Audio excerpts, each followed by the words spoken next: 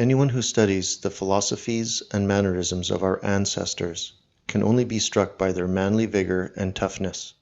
Material comfort and mass miseducation have taken their toll on modern Western man, turning him with every generation into a more and more effeminate creature.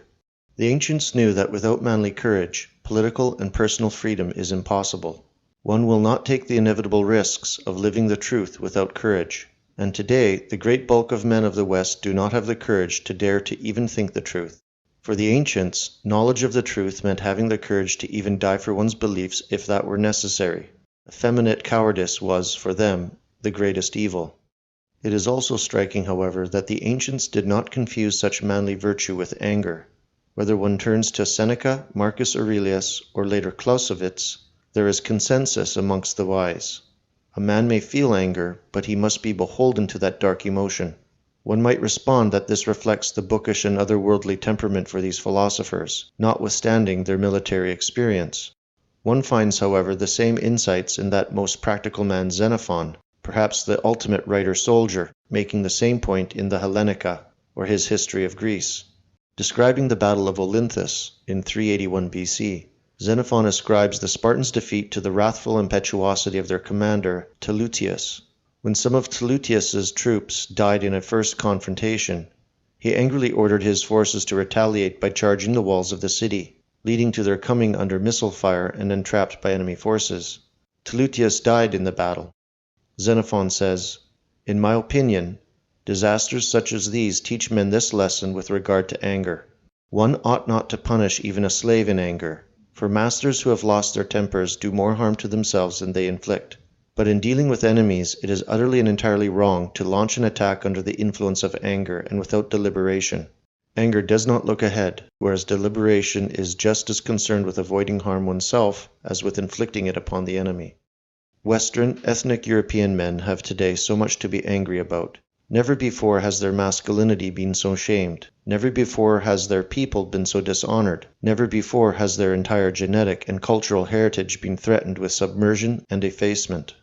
We heretics know that our genes are the supreme gift from our ancestors, shaped by their triumphant struggles for survival over thousands of years. In our blood is contained their life, their spirit, their hard-won wisdom. How could one not be angry at the thoughtless or malicious prospect of extinguishing this heritage, as though our parents, grandparents, and indeed all our ancestors have lived and struggled and died for nothing? This is a supreme impiety. This alone is cause enough for anger among us. But there is another.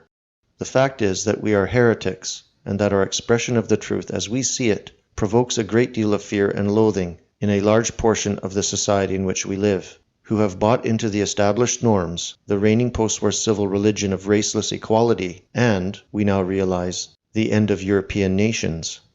We believe the truth about race and heredity, and of the righteousness of Europeans fighting to preserve and cultivate their unique genetic and cultural heritage. The media and cultural gatekeepers, who either for reasons of ethnic hostility, effeminacy, or miseducation, who have been dragging our people on the downward path, have seen their power shattered. A new mimetic reality is emerging, both good and bad, in which the ability of institutions to set norms is decreased, and individuals can seek out whatever culture resonates with them. In particular, the fraction of our people in whom both the scientific truth and ethnic self-interest resonate will consolidate into an ever stronger subculture and movement.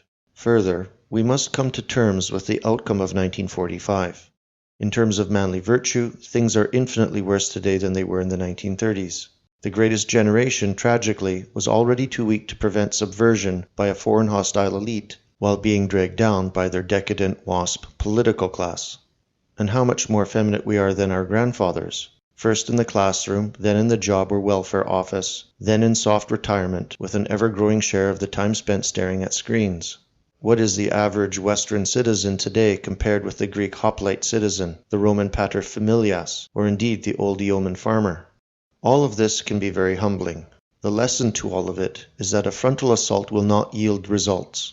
In that case, to what extent can we speak and live our truths without provoking unnecessary anger in our own people? To what extent can we overcome anger in ourselves? The European nationalist movement is really in its bare infancy concerning the care for our souls and the cultivation of spiritual harmony. By hardening ourselves to cold facts, By increasing our in-group awareness, by celebrating our historical achievements, and by planning a future that is Eurocentric, we can overcome those forces that seek to undermine and eradicate who we are.